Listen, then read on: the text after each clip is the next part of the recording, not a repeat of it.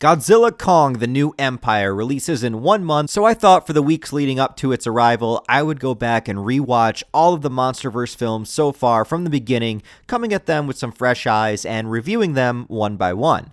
So, to start with, we need to discuss the relaunch of Godzilla into the mainstream with Godzilla 2014, directed by Gareth Edwards. But I do also want to take you back to way before this first. Godzilla Final Wars was the last Toho film that was released, ending the Millennium Godzilla series in 2004. So there was a 10-year time gap in between Godzilla movies. So I cannot understate that when news of a new big-budget Hollywood Godzilla film was starting to come out, there was a kaiju-sized amount of hype around it. But also some deep-seated fear with our speculation, because at this point in time, America only had one Godzilla film to its name, Roland Emmerich's Godzilla from 1998, which, regardless how you feel about that film, failed to capture the essence of what Godzilla was, and instead was more in line with a Jurassic Park film than a Godzilla film. Not just with the creature designs, but also the baby Godzillas that were basically just velociraptors. I mean, come on, they're fucking velociraptors. Godzilla wasn't really radioactive, he didn't have atomic breath, he was wounded by human weapons and missiles, and there are plenty of other issues with that movie too. However, I don't hate this movie. I actually think it's a pretty fun monster movie. It's just not a Godzilla movie. But I shit you not, the anticipation for Godzilla 2014 got huge, and it trumped any fears when we had that first trailer. I legitimately think that the Godzilla 2014 trailer might be one of the best movie trailers of all time. Seeing the destruction with the overdub voice of Bryan Cranston talking about how the world is hiding this big secret that could potentially destroy us all. You are not fooling anybody when you say that what happened was a natural disaster. Because what's really happening is that you're hiding something out there, and it is going to send us back to the Stone Age. It has that haunting music from 2001: A Space Odyssey. The specific shots that are chosen for the trailer, not revealing too much. It gives me goosebumps even now. I think it is a 10 out of 10 trailer. And I also need to mention that this was Bryan Cranston at the height of his popularity. Breaking Bad, probably the greatest TV show of all time, had its series finale in 2013, barely 1 year before this movie came out. So having a trailer that was this good with one of the biggest actors at the time attached, and a long enough gap from the 90s Godzilla movie that people were ready to kind of go back into that world, and also Godzilla fans themselves waiting 10 years for a new film, everything was set up to go. But did the movie itself live up to all this hype? Well, the truth is, I think this movie is a huge mixed bag of things, and I'll get into the reasons why. I do enjoy the movie, but I also think that it falls short of being a great movie for a number of reasons. The first really good thing about the movie, though, is that it takes the material seriously and gives us a really incredible setup for the whole thing. The opening flashback scene with Bryan Cranston's character losing his wife as something is destroying the power plant is genuinely heartbreaking, and everything here is done in the perspective of the humans, and we don't even see any monsters in this opening tease, which I think is a good thing. We're also introduced to the Monarch company that is investigating everything and trying to keep everything under wraps and away from the public eye, also having my personal favorite character in the entire MONSTERVERSE, Dr. Serizawa, played by Ken Watanabe. Also, obviously referencing Dr. Serizawa from the original Godzilla, but completely different continuities. The opening scene may be my favorite human scene in the entire movie, but then we skip 15 years, and Cranston's character Joe Brody has a son named Ford, played by Aaron Taylor Johnson, who's in the military and comes to Japan as his father is investigating what happened all those years ago, seemingly losing his mind, but is actually onto the truth. And I love all of this conspiracy theory stuff in the beginning of the movie, and I think this is the best human drama that we have in the entire film. But the problem for me is that I think the human drama is so good here, but then falls completely off the map after the inciting incident.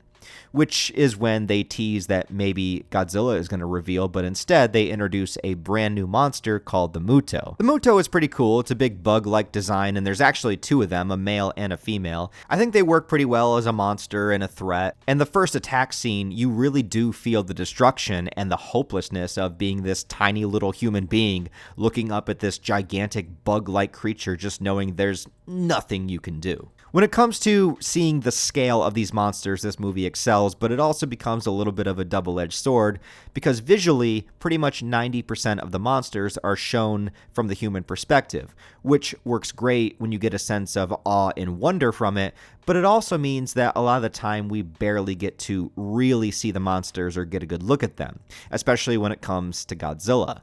So, spoiler alert if you haven't seen this movie, the opening attack scene here kills off Cranston's character, and then we are left to follow Ford, which I think this takes not only the best character out of the movie, but also the emotional core of the movie. And like a lot of other people, I feel like Ford's character is just kinda boring, but even more so than that, once the monsters are loose, a large part of the film focuses on Serizawa, Monarch, and the military following the monsters, and they are, in a way, more of the main characters of the movie than Ford is. Ford is just kind of there to do some of the action-y stuff whenever they need him. And even less than that is Elizabeth Olsen, who plays his wife, who, Elizabeth Olsen is an incredible actress, but she has virtually nothing to do in this movie, may as well not even be in here. And what about Godzilla? Well, the good news is Godzilla's MONSTERVERSE design is badass, his roar is great, and he is treated with absolute respect in this movie. But he is more of a reactionary character when it comes to this story. It's kind of weird because this movie focuses so much on the Mutos that it kind of feels like a Godzilla sequel than the launch of a new Godzilla series of movies. Godzilla arises when he senses the Mutos and basically follows them around so that he can kick their ass, which is fine, and a lot of the Japanese Toho movies have similar plots, but since this was the first Godzilla movie in so long, I was a little disappointed that Big G himself wasn't more of the prime focus. And again, double-edged sword, because I think Godzilla's first reveal in this movie might be in the top 5 best Godzilla first appearances in any Godzilla movie. I'm not even kidding. The way that the ocean rises in a tidal wave and destroys everything, the soldiers on the roof lighting the flares, barely seeing him, and then that shot through the airport window seeing destruction, and then bam, Godzilla foot. The slow pan seeing this giant motherfucker and into his roar, it hypes me up more than anything. Let's fucking go. And then what the fuck just happened? It cuts away. Right after that buildup, a 5-minute scene of a slow buildup to Godzilla's reveal after an hour of runtime in the movie, and as soon as we see him, it cuts away and we don't see the fight. Yeah, that is just unforgivable. I don't understand how you can create such a brilliantly executed sequence in a film and then not follow through with it right after. That's like a girl giving you a half an hour of foreplay, you're ready to go, and she says, nah, never mind, I'm going to go home. Boggles my mind to this day, just let them fight. Let them fight. And that persists through most of the movie, attempting to tease us again and again with seeing the monsters or seeing the monsters fight, but then cutting away to something else. And I guess for me, I thought the tease was done very well in the first half of the movie, the first hour, but by this point in the film, it's like, okay, let's get to it. You don't even get to see Godzilla that well until the bridge scene, which might be my favorite sequence of the movie with the monsters, but basically, it all eventually leads to the monsters inevitably facing off in the city, while Ford and the other soldiers need to perform a halo jump into the war zone to stop a warhead from going off and also destroy the Muto eggs. And this is where we get the most amount of monster screen time, but still it's mostly from a human perspective. Once again, despite my complaints, the movie does continue to do some awesome things along the way, like when we get our first atomic breath scene, starting with the charging up of Godzilla's spikes.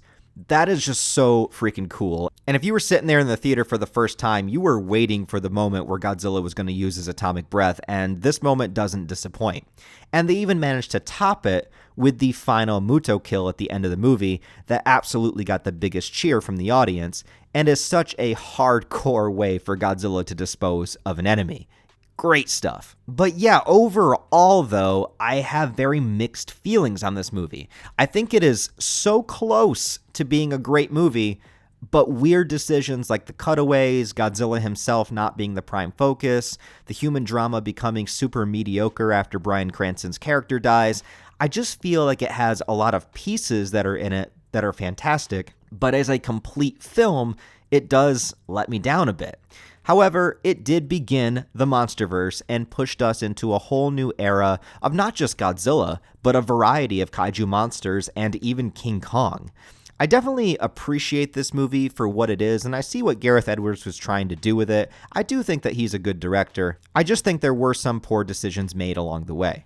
And even if it's not a movie I go back to rewatch often, I will never forget the levels of hype surrounding its release, and how happy I was as a lifetime Godzilla fan to finally have Godzilla back on the big screen after so long, doing his thing. And now, flash forward 10 years later, we have so many new Godzilla movies within the last 10 years. It's actually kind of crazy to think about. Anyways, guys, if you are a fan or not a fan of Godzilla 2014, tell me what you think about it down below in the comments. I do plan to review the other MonsterVerse films as well, so Kong Skull Island, King of the Monsters, and Godzilla vs. Kong, before the release of the new movie. So hopefully, if that's something you guys want, that's something you enjoy, please like the video and comment, because all interaction with the video helps it do better in the algorithm, and I'd like to get my channel out there to some more Godzilla fans if they can find me. Anyways, guys, as always, thanks for watching. I appreciate it. I hope you have a wonderful rest of your day, and I'll talk to you next time.